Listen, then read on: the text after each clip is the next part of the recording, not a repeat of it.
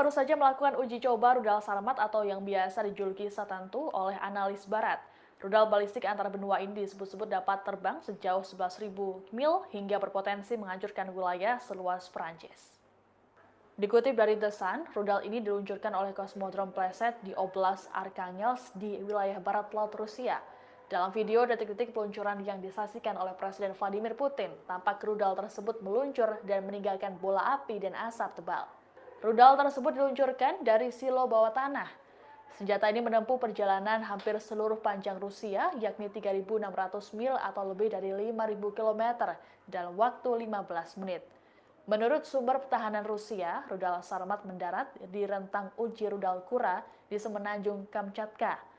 Putin menyebut bahwa rudal Sarmat ini tak terkalahkan selain hipersonik Kinzhal dan Avangard. Menurut Putin, senjata ini memperkuat potensi tempur dan memastikan keamanan Rusia dari ancaman eksternal, sehingga membuat negara lain berpikir dua kali untuk menyerang Rusia. Sebelumnya, Rusia melakukan uji coba pertama terhadap Satantu pada 2017 silam. Kala itu disebutkan bahwa rudal ini memiliki hulu ledak atom paling kuat dan mematikan.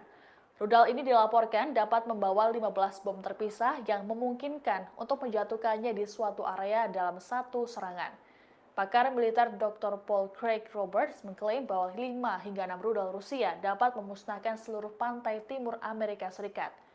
Sementara itu, outlet berita Rusia Sputnik melaporkan bahwa senjata ini dapat memusnahkan wilayah seukuran Prancis atau Inggris dan Wales 2 kali lipat.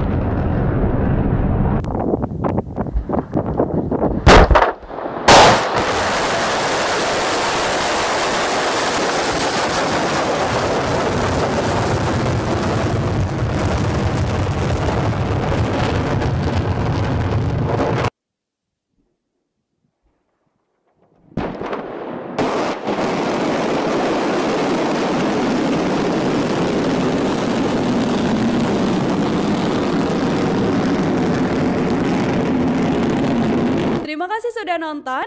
Jangan lupa like, subscribe, dan share ya.